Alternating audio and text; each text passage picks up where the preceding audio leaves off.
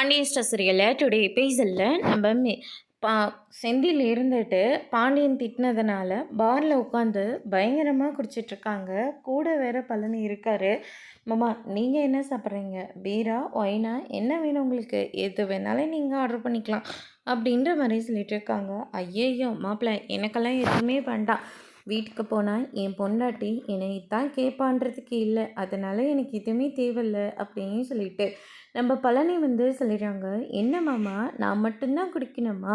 அப்படின்னா நீங்கள் சேர் சொல்ல மாட்டீங்களா அப்படின்னு சொல்லிட்டு கேட்கவும், யாரா இவன் அப்படின்னு சொல்லிட்டு அவங்களும் வாட்டர் பாட்டிலை எடுத்துகிட்டு சேர்ஸ்னு அப்படின்ற மாதிரி சொல்லிடுறாங்க.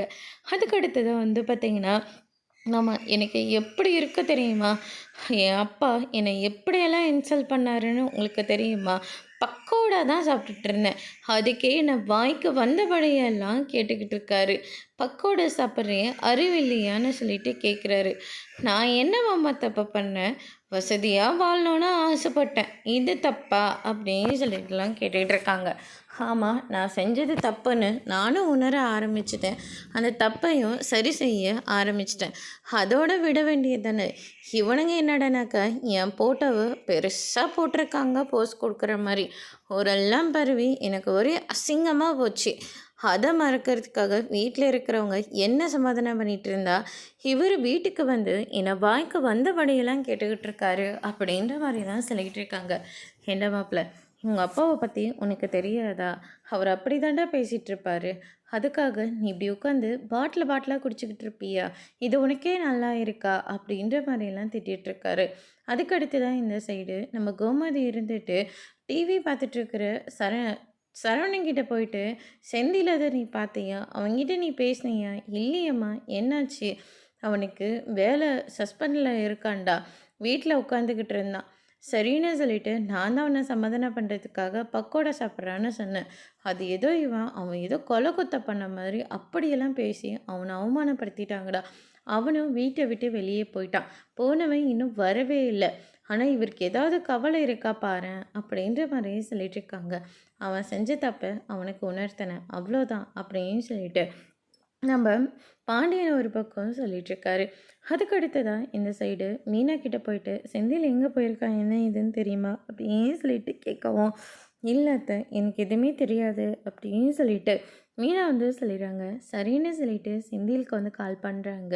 அவர் போதியில் பேசுகிறது மீனா வந்து கண்டுபிடிச்சிடுறாங்க. என்னாலலாம் அந்த வீட்டுக்கு வர முடியாது, அந்த வீட்டுக்கு நான் வரவும் மாட்டேன் அப்படின்ற மாதிரி செந்தில் வந்து சொல்லிடுறாங்க. இது கேட்ட மீனாவுக்கு ரொம்ப ஹார்ட்டிங்காக இருக்குது. அதனால் என்ன பண்ணுறாங்கன்னா நம்ம கதிருக்கு வந்து கால் பண்ணுறாங்க. கதிருக்கு கால் பண்ணால் கதிர் இருந்துட்டு, அண்ணி நீங்கள் எதுக்காகவும் கவலைப்படாதீங்க, திரும்ப நான் வரும்போது அண்ணனோட தான் வருவேன் அப்படின்ற மாதிரி சொல்லிடுறாங்க. இந்த ஊரில் இருக்கிறது 2 பார் தான், தேடி கண்டுபிடிச்சி அண்ணனை நான் கூட்டிகிட்டு வரேன் அப்படின்ற மாதிரியே சொல்லிடுறாங்க. நேராக அந்த பார்க்கும் போயிடுறாங்க. என்னென்ன காரியம் பண்ணிகிட்ருக்கா? உங்கள் அப்பா என்ன இப்படியெல்லாம் இன்சல்ட் பண்ணாரா? அப்பா இன்சல்ட் பண்ணுறேன்னு நினச்சா நம்ம வீடு ஃபுல்லாக பாட்டிலாக மட்டும்தானே இருக்கும். நீ என்ன தேவையில்லாத வேலையெல்லாம் பார்த்துட்ருக்க அப்படின்னு சொல்லிட்டு கதிர் வந்து பயங்கரமாக பிடிச்சி திட்டி விட்டுறாரு. அதுக்கு அடுத்ததாக இவனை எப்படா வீட்டுக்கு கூட்டிகிட்டு போகிறது அப்படின்னு சொல்லிட்டு ஒரு வழியாக கூட்டிகிட்டு போகிறாங்க. அண்ணனை கூட்டிகிட்டு வரும்போது, அப்பா யாருமே முழிச்சிட்ருக்க வேண்டாம், எல்லோரும் தூங்குனதுக்கப்புறமா நாங்கள் வீட்டுக்கு வரோம் அப்படின்ற மாதிரி சொல்லி செந்தில் அங்கேருந்து கூட்டிகிட்டு போக சொல்கிறாங்க. கோமதி திரும்ப வராங்க. அவங்க கதிர் கூட தான் இருக்காங்க.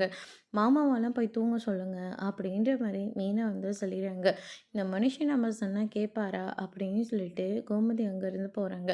மீனா ரொம்பவே ஃபீல் பண்ணிகிட்ருக்காங்க. அதோட இன்னைக்கான எபிசோட் முடிச்சிருக்காங்க. இனி பாண்டியன் ஸ்டோர் சீரியலில் அடுத்தடுத்து என்னெல்லாம் நடக்க போகுதுன்றதை வெயிட் பண்ணி பார்க்கலாம். தேங்க்யூ.